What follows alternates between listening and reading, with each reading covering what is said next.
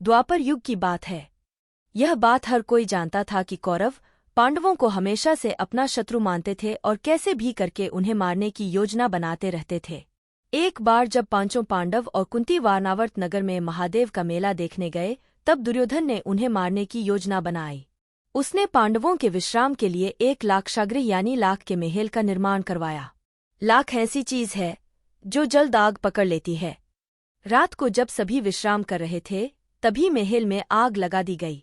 पांडवों को इस बात का पता पहले से ही चल गया था, इसलिए उन्होंने महल के अंदर सुरंग बना दी थी और वो सभी उस सुरंग के रास्ते सुरक्षित बाहर निकल गए। वहां से निकलकर वो सभी जंगल में पहुंचे और रात गुजारने के लिए एक जगह रुक गए। भीम ने कहा कि आप सभी सो जाइए, मैं यहाँ पर पहरा देता हूँ। उसी जंगल में एक हिडिंब नाम का राक्षस अपनी बहन हिडिंबा के साथ रहता था। वह इंसानों को खाकर अपनी भूख मिटाता था। उस रात राक्षस ने अपनी बहन हिडिंबा को कहा कि उसे भूख लग रही है, वह किसी इंसान को पकड़ कर लेकर आए।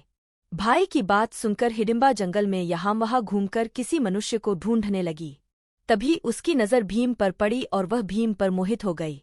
उसने मन में सोचा कि अगर मैं विवाह करूंगी तो इस महापुरुष से ही करूंगी, अन्यथा अपने प्राण त्याग दूंगी। यह विचार कर हिडिंबा सुंदर स्त्री का रूप बदलकर भीम के पास गई और विवाह का प्रस्ताव रखा। जब इस बात का पता उसके राक्षस भाई को चला तो वह अपनी बहन को मारने के लिए दौड़ा। यह देखकर भीम ने राक्षस को रोका और दोनों में जोरदार लड़ाई हुई, जिसमें राक्षस मारा गया। शोर सुनकर कुंती और चारों भाई भी नींद से जाग गए। हिडिंबा ने फिर से भीम को विवाह करने का प्रस्ताव दिया, जिसे भीम ने ठुकरा दिया, लेकिन माता कुंती के समझाने पर हाँ कर दी। भीम और हिडिंबा का गंधर्व विवाह जंगल में संपन्न हुआ और कुछ समय बाद उनके घर एक पुत्र का जन्म हुआ। उसका नाम घटोत्कच रखा गया। हमारे चैनल पर ऐसी ही अनमोल कथाएं और कहानियां सुनने को मिलेंगी। अगर आपको हमारा कंटेंट पसंद आता है तो चैनल को लाइक, शेयर और सब्सक्राइब करें। आपका सहयोग हमारे लिए महत्वपूर्ण है। धन्यवाद।